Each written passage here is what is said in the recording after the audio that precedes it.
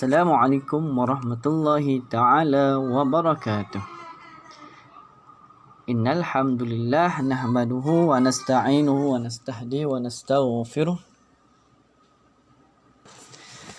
na'udzu billahi min syururi anfusina wa min sayyiati a'malina. Man yahdihillahu fala mudilla lahu wa man yudlil fala hadiya lahu. Wa ashhadu an la ilaha illallah wahdahu la syarika lahu wa anna Muhammadan abduhu wa rasuluh. Qala rabbi shrah li sadri wa yassir li amri wahlul 'uqdatam min lisani yafqahu qawli. Allahumma anfa'na bima 'allamtana wa 'allimna bima la yanfa'una. Allahumma zidna 'ilma warzuqna fahma warzuqna ahlana. Jadi pertama sekali, alhamdulillah, bersyukur kita kehadrat Allah Subhanahu Wa Taala kerana masih lagi diperluan dan ruang sama-sama kita untuk belajar dalam PDPR atau PDPC online. Moga-moga kita mendapat keberkatan daripada Allah Subhanahu Wa Taala sekalian. Jadi yang pertama sekali, selamat datang kepada pelajar-pelajar tingkatan 4 USM dan pelajar-pelajar tingkatan 4 UiTM. Selamat datang kepada kelas tingkatan 4 gabungan pada pagi ini. Jadi sebelum kita mulakan PDPR kita pada pagi ini, eloklah marilah sama-sama kita membaca doa. Moga-moga mendapat keberkatan daripada Allah Subhanahu Wa Taala. A'udzubillahi minasyaitanir rajim. Bismillahirrahmanirrahim. Allahumma bishrah lana sudurana wa yassir umurana wahlul 'uqdata min lisanina yafqahu qawlana ya rabbal alamin. Allahumma aftah alaina hikmataka wa anshur alaina min khazaini rahmatika ya arhamar rahimin. Qala rabbi shrah li sadri wa yassir li amri wahlul 'uqdatam min lisani yafqahu qawli. Amin. Wa sallallahu ala sayyidina Muhammad wa ala alihi wa sahbihi wa sallam walhamdulillahi rabbil alamin. Jadi insya-Allah pelajar-pelajar sekian, insya-Allah pada pagi ini kita akan belajar iaitu tajuk hafazan, hafazan untuk tingkatan 4. Pelajaran hafazan untuk tingkatan 4. Kita akan mula dengan surah Al-An'am ayat 12 hingga 123. Ayat 162 hingga 163. Pelajar boleh buka buku teks untuk rujukan muka surat 2. Buku teks muka surat 2. Buku teks digital yang Ustaz bagi. Jadi dengar cara bacaan yang betul daripada guru, dan yang kedua pelajar ikut. Jadi objektif kita pada pagi ini iaitu yang pertama sekali, kita nak mendengar cara bacaan yang betul surah Al-An'am ayat 162 hingga 163. Yang kedua, objektif yang kedua, kita nak tahu hukum tajwid yang terdapat di dalam ayat 162 dan 163. Dan yang ketiga, matlamat adalah iaitu nak tengok, nak nilai tahap mana hafazan pelajar untuk ayat 162 hingga 163, insya-Allah. Okey, marilah sama-sama dengar bacaan yang Ustaz yang akan baca sekejap lagi. A'udzubillahi minasyaitonir rajim. Bismillahirrahmanirrahim. Qul inna salati wa nusuki wa mahyaya wa mamati lillahi rabbil alamin. La syarika lahu wa bidzalika umirtu wa ana awwalul muslimin. Sekali lagi, Ustaz ulang.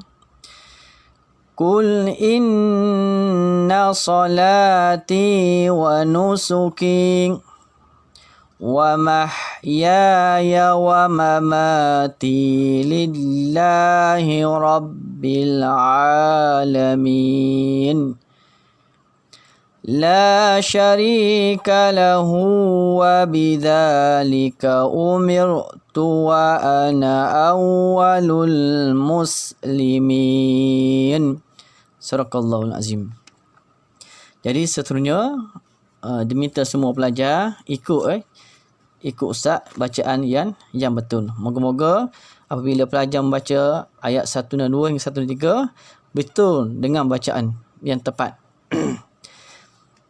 A'udzu billahi minasyaitonir rajim. Sama-sama ikut ustaz baca Bismillahirrahmanirrahim. Qul inna salati wa nusuki wa mahyaya wa mamati lillahi rabbil alamin لا شريك له وبذلك أمرت وأنا أول المسلمين. Ulang sekali lagi ikut bacaan ustaz. Sama-sama kita baca. Qul inna salati wa nusuki wa mahyaya wa mamati lillahi rabbil alamin la syarika lahu wa bidzalika umirtu wa ana awwalul muslimin. Sadaqallahul azim. Jadi moga-moga bacaan kita akan diberkati oleh Allah Subhanahu Wa Taala dan mendapat bacaan setiap huruf-huruf yang kita baca. Jadi untuk lebih lanjut lagi ayat ini iaitu surah Al-An'am, yang sebenarnya yang sering kali kita baca dalam doa iftitah. Cuma kita perasan tak perasan. Ini doa semasa dalam kita solat, kita baca doa iftitah. Siapa ingat? Siapa ingat tak? Apa yang berbunyi? Allahu akbar kabira walhamdulillahi katsira wa subhanallahi bukratan wa asila. وجهت وجهي للذي فطر السماوات والأرض حنيفا مسلما وما أنا من المشركين إن صلاتي ونسكي ومحياي ومماتي لله رب العالمين لا شريك له وبذلك أمرت وأنا أول المسلمين. Ini doa iftitah yang selalu kita baca dalam solat. Sebenarnya hadis ni, doa ni yang diriwayatkan oleh Ali bin Abu Talib, meriwayatkan bahawa Rasulullah SAW bersabda, apabila baginda mendirikan solat, baginda akan baca doa iftitah ni. Ini hadis riwayat Muslim. Jadi sunat kita membaca doa iftitah di dalam solat. Okey, makna setiap kali kita solat kita baca doa iftitah, itu benda sunat yang perlu kita baca, dan itu amalan Nabi SAW. Okey, sebelum kita tengok hukum tajwid, kita tengok sedikit pengertian surah Al-An'am ayat 162 hingga 103. Yang pertama sekali, Qul inna salati wa nusuki, yang bermaksud Kul, katakanlah, sesungguhnya solatku dan ibadahku. Allah Subhanahu Wa Taala berfirman kepada Nabi supaya Nabi memberitahu kepada umat dia bahwasanya sesungguhnya solat kita dan ibadah kita. Solat 5 waktu kita, ibadah kita yang kita buat tu, wa mahyaya wa mamati, dan hidupku dan matiku lillahi rabbil alamin, hanyalah untuk Allah, Tuhan yang mentadbir sekalian alam. Jadi bermakna sesungguhnya solat yang kita lakukan setiap hari, ibadah kita, tak kiralah ibadah wajib, ibadah sunat, ibadah-ibadah yang tertentu yang kita lakukan dan kehidupan kita yang kita lakukan pada hari ini dan mati kita adalah hanyalah untuk Allah SWT, Tuhan yang mentadbir sekalian alam. Mana semua gerak-gerik kita hari ni kita niat kerana Allah Ta'ala. Makna kita solat kerana apa? Kerana Allah Ta'ala, bukan solat untuk menunjuk-nunjuk. Ibadah kita, puasa kita, zakat kita, haji kita, semua ibadah-ibadah yang kita lakukan, termasuklah baca Quran, kita bersedekah, hanyalah semua untuk Allah SWT. Dan hidup kita hari ni, alhamdulillah Allah Ta'ala bagi kita hidup, hanyalah kita hidup kerana Allah, bukan hidup kerana manusia, bukan hidup kerana harta, bukan hidup kerana semua benda, tapi kita hidup kerana Allah. Dan mati kita akan kembali kepada Allah Taala. Daripada Allah kita datang dan kepada Allah kita kembali. Jadi kita ingatlah pelajar-pelajar bahawasanya semua perkara kita yang dunia ini kita buat hanya Allah Taala, only Allah. Ayat yang seterusnya, la syarika lahu wa bidzalika umirtu wa ana awwalul muslimin. La syarikalah, yang bermaksud tiadalah sekutu baginya. Apa yang maksud sekutu ni? Bermakna kita tidak boleh menduakan Allah Ta'ala. Tidak boleh menyembah malaikat Allah SWT. Tidak boleh kita nak menganuti agama lain. Sedangkan Allah kata, lakum dinukum waliyadi, bagi kamu agama kamu, bagi aku agama aku. Makna tiada sekutu bagi Allah. Makna kita tidak boleh menduakan Allah Ta'ala. Tidak boleh percaya dalam akidah, percaya benda lain melainkan kita percaya Allah. Tak boleh percaya sihir, tak boleh nak percaya khurafat, tak boleh nak percaya nak percaya benda-benda yang karuk, yang benda-benda yang menyesatkan, tak boleh. Kita percaya hanya Allah Subhanahu Wa Taala. Wa bidzalika umirtu wa ana awwal muslimin, dan dengan yang demikian sajalah aku diperintahkan dan aku ialah orang Islam yang awal pertama yang berserah diri kepada Allah Taala. Kita orang pertama, orang Islam yang menyerah diri, menyerah diri, kita taat dan patuh segala perintah Allah Ta'ala dan menjauhi segala larangan Allah Subhanahu Wa Ta'ala. Jadi pelajar-pelajar sekian, itu pengertian surah Al-An'am ayat 102-103. Seterusnya kita tengok intisari ayat. Intisari atau pengajian ayat. Intisari ayat pertama, solat ialah tonggak kepada segala amalan Muslim.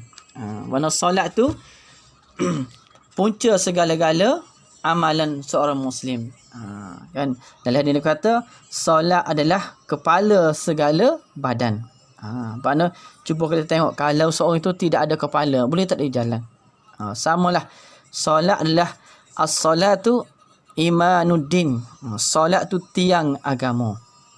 Makna kalau rumah kita buat rumah tidak ada tiang, maka rumah tu akan roboh, akan runtuh. Samalah solatlah tonggak kepada segala amalan seseorang.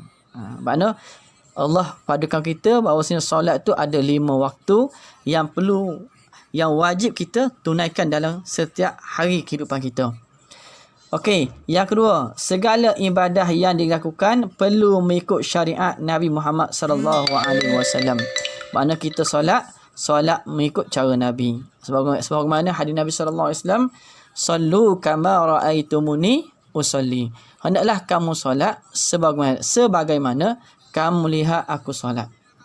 Kan, makna kita solat ikut cara Nabi, daripada takbir hingga salam, ikut cara Nabi, cara yang betul. Tak boleh kita nak ikut ajaran-ajaran sesat. Ajaran sesat iaitu solat pakai niat, solat 15 waktu, 19 waktu, solat ikut solat di atas batu, macam Syiah, tak boleh.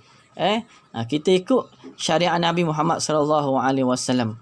Itu cara ibadah yang perlu dilakukan yang perlu dilakukan oleh kita sebagai orang Islam. Syariat Nabi Muhammad sallallahu alaihi wasallam. Nabi Muhammad syariat berdasarkan Al-Quran dan As-Sunnah. Okey, yang kedua, kehidupan di dunia perlu dipenuhi dengan melaksanakan perintah Allah dan Rasul Allah SWT supaya bahagia di dunia dan di akhirat. Pelajar boleh muka surat 4 tu. Itu tadi ayat. Pada kehidupan kita di dunia perlu dipenuhi dengan melaksanakan perintah Allah. Makna kita sebagai hamba, wa ma umiru illa liya'budullaha mukhlishina lahuddin, tidak aku utuskan kepada kamu semua melainkan kamu taat kepada perintah aku. Wa ma khalaqtul jinna wal ins illa liya'budun, tidak aku perintahkan jin dan manusia melainkan untuk beribadah kepada aku. Kerana Allah hantar kita ke dunia ni untuk kita beribadah kepada Allah Ta'ala. Dan melaksanakan perintah Rasulullah. Allah hantar Rasul-Rasul untuk menyampaikan wahyu, untuk menyampaikan cara beribadah betul. Di dunia dan di akhirat. Bermakna Rasul-Rasul memandu kita supaya kita berjaya hidup dunia dan berjaya hidup akhirat. Yang keempat, menyerahkan segala urusan kehidupan dan sesudah kematian kepada Allah. Bermakna kita buat satu perkara, kita serah kepada Allah Ta'ala. Kan? Contoh paling mudah kan, kita menjawab peperiksaan, selepas menjawab peperiksaan kita serah kepada Allah Ta'ala. Kita tinggal rumah, dah kunci, maka kita selepas kunci kita berserah kepada Allah Ta'ala. Dia panggil tawakal. Boleh. Okey, dan sesudah kematian kepada Allah. Benar, kita serahkan kematian kita hanya kepada Allah. Allah dah tetap kita mati, maka redalah di atas kematian yang ditimpa oleh dalam keluarga kita sebagainya. Banyak Allah dah, banyak kita menyerahkan kehidupan kita, mati kita hanya kepada Allah.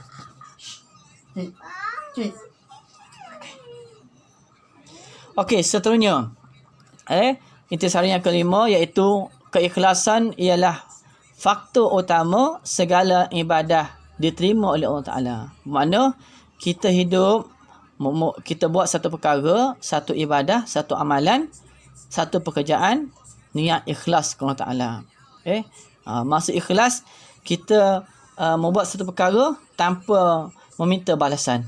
Itu maksud ikhlas. Boleh. Okey, seterusnya yang keenam, umat Islam wajib menjauhi syirik kerana syirik merupakan larangan Allah Ta'ala. Sebagaimana hadis Nabi Islam, barang siapa yang syirik kepada Allah Ta'ala, maka dia tidak akan dijamin syurga. Tidak dijamin syurga orang yang syirik.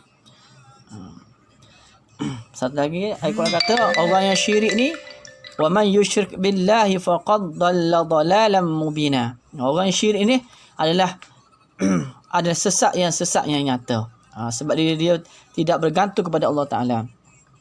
Dan last sekali, umat Islam wajib memohon hanya kepada Allah kerana dia yang Tuhan yang sekalian alam.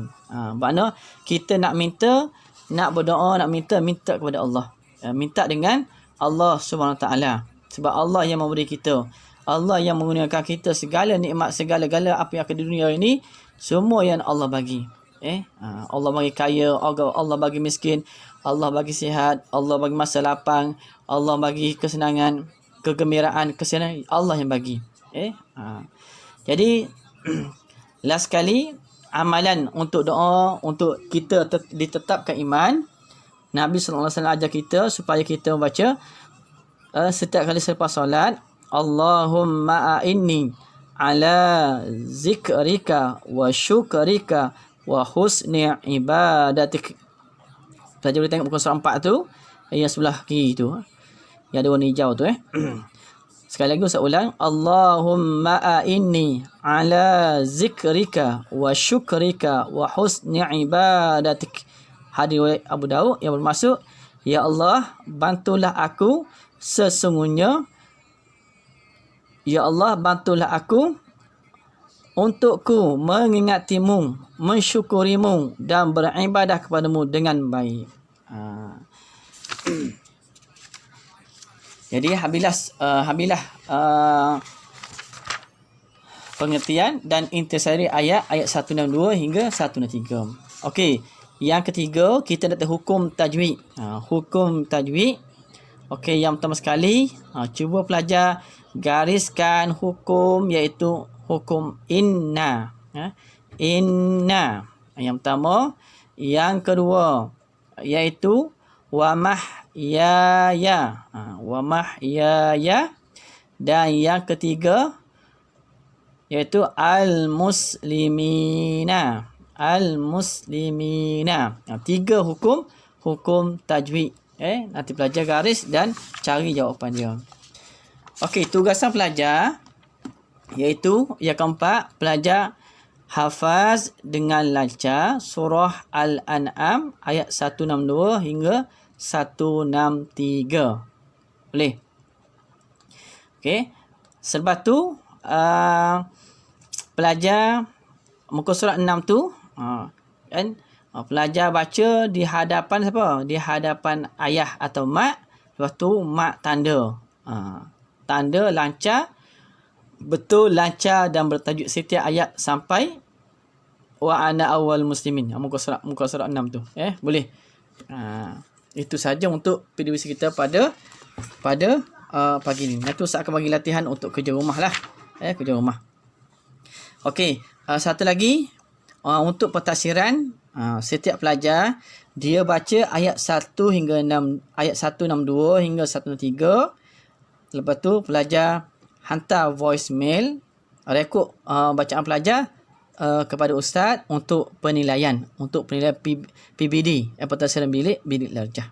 Boleh jadi itu sajalah sedikit sebanyak untuk PDPR kita pagi ini.